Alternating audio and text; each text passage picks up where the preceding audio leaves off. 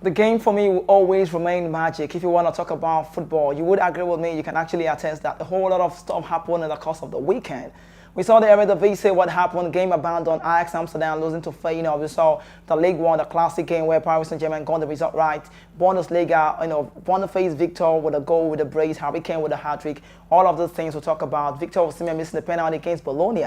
Madrid derby 3-1 for Atletico Madrid right there. Diego Simeone's team, amazing side. Then for the Premier League, we saw Chelsea. I mean, the man is paying $1.15 billion, and this is just a bad news for Chelsea. Liverpool got the result right. You never walk alone. Great one we saw. Man United winning against Burnley at tough mode. All of the city. No Rodrigo with the red card. We saw that. Let's talk about Formula One starting the show this morning. Welcome. This is Voice of the People Television. My name is Kizzy K. Now, Formula One leader Max Verstappen blew away all doubt about Red Bull enduring dominance on Saturday with a mighty pole lap in Japan ahead of McLaren, Oscar Piastri, and Lando Norris. The 25-year-old Dutch international has been fastest throughout all three practice sessions at Suzuka and saved the best for qualifying, lapping with a final effort of 1 minute 28.877 seconds. Australian rookie Piastri joined him on the front row, but with a massive 0.581 off the Dutchman's time. And that's for Max Verstappen, whose record run of 10 wins in a row ended in Singapore last weekend when he finished 5th, was the only driver to lap in 1.28 seconds, and said it's been an incredible weekend so far. Now, Red Bull boss Cristiano Ronaldo, whose team are set to secure the constructor title on Sunday for a second year in a row, even if Verstappen will have to wait for his third driver crown, marveled at what he had seen.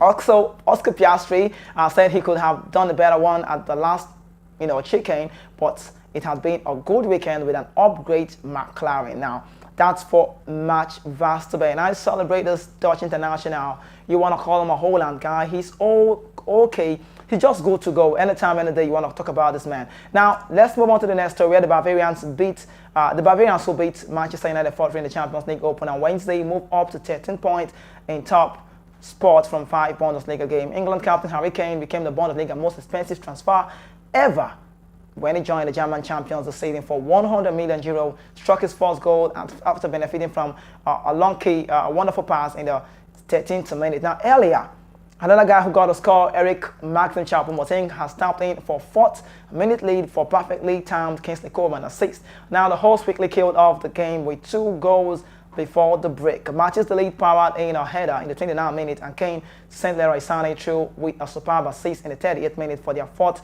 goal as Bayern Munich outlast their opponent. Kane made sure the club record when he scored with 50. That was in the 54th minute, a penalty before Coman hit the woodwork on the hour. And that's for Harry Kane, doing so well for himself and the club. And I must say, this guy is a great player. Now, moving on, substitute Matthew Stell made it a half a dozen in the 82nd minute before Kane clever flick in the 89th minute put an end to Bochum's miserable afternoon. Shout out to Bayern Munich. Now let's go to the Serie A. I want to share this one with you. It doesn't sound okay to talk because I felt so bad regardless. What happened when Osimhen missed a penalty is the question. When he did miss a penalty, everybody was looking. Raul Garcia was staring like, it is Osimhen we know. The Bologna fans in Italy, the away fans talk about the pattern by everybody was staring like, what's going on? This is Osimhen we used to know, missing a penalty, a spot kick we felt he was going to convert. Super Eagles striker Victor Osimhen missed the chance to return to scoring form as he missed a penalty in Napoli's draw at Bologna on Sunday. Serie A game, Super Eagles striker Victor Osimhen missed the chance to return to scoring form as he missed the penalty in Bologna at Bologna right in Sunday's game. The last time he scored for the champion side, talk about the Serie A, was in a 2-0 lead against Sassuolo on August 27. Osimhen was lucky in the first half when his strike hit the inside of the far post with the 8 of Lukas Kubrowski fingertip. He then wasted Napoli's best chance to win when he fired the penalty off target in the 73rd minute. Also, he was visibly angry at Napoli coach Raul Garcia when he was replaced in the 86th minute. Now the draw leaves Napoli in 7th place on 8 points and 7 points behind leaders Inter Milan. This season, Osimhen has scored 3 goals and 5 appearances in the Italian Serie A top flight league. I'm so sorry, Victor. I'm so sorry.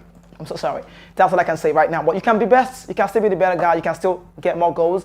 Funny enough, the Italian defenders are scared of you. So if you're listening to me or you watch me right, you would understand you're a top-notch player. But let's talk about the German Bundesliga.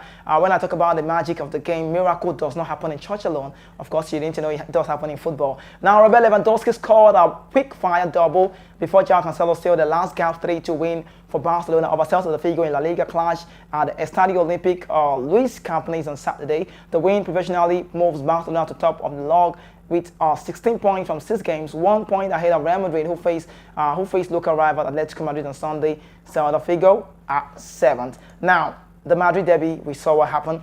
Moving on the show now, Alvaro Morata struck twice for Atletico Madrid as the inflicted rival Real Madrid forced defeat of the season with 3-1 derby triumph on Sunday in La Liga. Champions Barcelona sit top of the league as Los Blancos lost their 100% record, with Antoine Griezmann also on target for Atletico, 5th at their Raucos Metropolitano Stadium. You could call it Civitas Metropolitano. Now, Real Madrid are third, a point behind Barcelona and high-flying Girona in second place after they failed to match Atletico level of intensity and trailing clash. Morata netted an early goal with a header, and Griezmann doubled Atletico lead before Toni Kroos pulled Madrid into the game with a stinking drive before halftime. However, Morata headed home again at the start of the second half, and Madrid could not find a way back against Atletico Madrid side, bouncing back from what coach Diego Simeone labeled their weakest performance of his long reign last weekend. Now, let me talk about this game because I love to say I love to be among those who are doing it right. Atletico Madrid yesterday,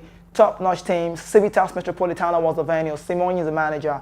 And do you know that the goals that came for Alvaro Morata was assisted by Saúl Ñíguez, who wasn't far from the spot, same cross, wonderful lifting, set piece with the head. Now, the 3 goals Madrid conceded was the head goals. Talking about from the set piece, we saw that. Also, there's a guy called Lino, Samuel Lino. He's 23, he's a Brazil international. He also assisted Antoine Griezmann's goal. Kepa Arrizabalaga, wasn't his fault. None of the goals happened to be his fault because I felt like David Alaba, Anthony Rudiger were so shambolic in the defense. They were so furious. They weren't watching well. And I feel like Carlo Ancelotti need to go back to drawing board to make sure that they get to do it right by the set pieces. I could say they are missing Eder Militao. But quickly, come with me. Let's talk about the English Premier League. City, Manchester City now moving up 5 points clear at top of the Premier League despite having you call him Rodrigo, sent off in a Fiat 2-0 win over Nottingham Forest on Saturday. Phil Foden and Edinburgh Haaland struck twice, scored inside the first 15 minutes as City extended their perfect start in the Premier League to 6 games. Now Haaland with a goal, Foden with a goal. Pep Guardiola may now have won 20 consecutive home matches in all competition, but we are made to work harder by Rodri moment of madness. The spinal grab to Morgan Gibbs White around the neck less than 60 seconds into the second half and could face a costly suspension as a 3-game ban would see him miss the Premier League visit to Arsenal next month. And if you're an Arsenal fan, you could say with me, maybe you should be thanking football. I don't like to say thank God. I don't want to say that for the game. No, I'm not trying to take side. I'm not trying to be biased. I'm not an Arsenal fan. Neither am I a City fan. But funny enough, that was the first red card Rodri has received all his life. And he never saw that coming. I won't say that when it happened, when he was leaving, he was shaking his head. He never knew he was going to be showing a red card. And he felt like, I can't play all the game. Now the question is, how can Manchester City cope without Rodri this time around? Calvin Phillips struggled a little bit. The City can't even play without Rodri. It's obvious. But it's football. Masterclass manager at the time, top-notch one. If he doesn't do it right now, then we could see people talking about trailing or shading, Manchester City. But let's talk on United remain 9 points adrift of the leaders, but ease the pressure on Erik ten Hag on their 3 consecutive defeats. Now, one moment of world-class quality from Bruno Fernandes got the Red Devils back to winning ways as Portuguese volleyed home. Johnny Evans passed just before halftime. The Red Devils had to survive a few nervy moments, a tough moment as Zeki Amundini hit the post in the first half, but the Clarets remain without a win on the return to the Premier League, and that's a bad one for Vincent Kompany. Now, let's talk about this. Now, watch the goal again. See that Johnny Evans crossed with the left foot, and that's a smash from Bruno Fernandes. Watch the pass now. You can see every guy is getting involved on the game, and the way United play, I feel like the manager, Erik ten Hag, is trying to make sure look at that pass again. Please, let's go back, see that pass again. Watch it. You see the pass. Wonderful strike from Bruno Fernandes. He saw that, and that's Evans. He gets the ball in the middle of the half, and watch again. He strikes with the left foot, and he sets the ball ablaze. That's Bruno, eyes on the ball, never stop looking, and that's just what it is. He scored, and that's how Man United got the result at Tough Moor. So Vincent Kompany, coming from the Championship right now and to the Premier League now, playing against the United side. I think they are really, really struggling a lot. So let's talk about a team that played 8-0 yesterday at Bramall Lane, and they felt like it was all their right. Funny enough, none of them got a brace. It was all about, Longstaff, Gordons, Amiron, Bruno Guimaraes, Dan Bond, Botman, Callum Wilson, all of those guys. 8-0 against a side that we could say they are the lower side. Talk about Sheffield United. Newcastle came close to matching, that record, matching the Premier League record margin of victory as they trashed Sheffield United 8-0 at Bramall Lane on Sunday. Eddie Howe's side ran riot with goals from Sean Longstaff, Dan Bond, James Botman, Callum Wilson, Anthony Gordon, Mikel Amiron, Bruno Guimaraes, and then Alexander Isak. The biggest win margin of the Premier League era is 9-0, the score recorded for United against Ipswich and Southampton in 1995. 2021 respectively. Liverpool won 9-0 against Bournemouth last year, while Leicester managed it against Southampton in 2019. Sheffield United, largest ever league defeat, sent the Blades to the bottom of the Premier League with just 1 point from their first 6 games back in English top flight football. Paul Hecking, bottom side future, and the manager's record for me feels to be in doubt. You just might see that man leave. You just might see him being fired. It's not long we've seen managers who have done so wrong leaving the club. Let's talk about the North London derby. You know what I love about this one? Let me quickly share with you. Stay with me. I love to talk about Arsenal because they were on top of the game when the game started, but you can't take away from the best. Ange Postecoglou, the name sounds Greek. I was reminiscing the name before I came on air to talk. Now he's an Australian international who have not been in the Premier League before, moved from Celtic to the Premier League, and what he's been doing is so incredible. Sensational manager. Maybe this is what has been missing over time. Now we talk about Dan Levy and the buyback clause for Harry Kane. Maybe he should be sleeping because he never knew when he sold. Now Spurs, yesterday 2-2. Both sides got the share of the point, right? I wouldn't want to say one side got the possession. They shared the possession on every half. Now, what was the transformation for Ange Postecoglou away from home? We saw a Pedro Porro starting. We saw, what's his name again? Brennan Johnson starting. But for us now, Gabriel Jesus, Ed and Nketiah played together. Now, Spurs now still have won.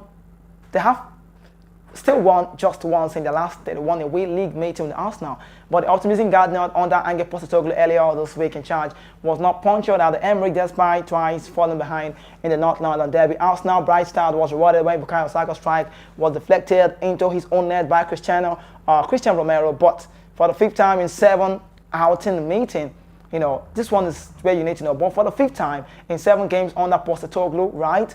Tottenham fought back from a goal down, and this is great to see. Now, James Maddison Cross was swept home by Son Heung-min at near post 3 minutes before halftime. Romero afternoon went from bad to worse when he was harshly penalized for handball, and Saka stroked home the resulting penalty to restore Arsenal parity to lead.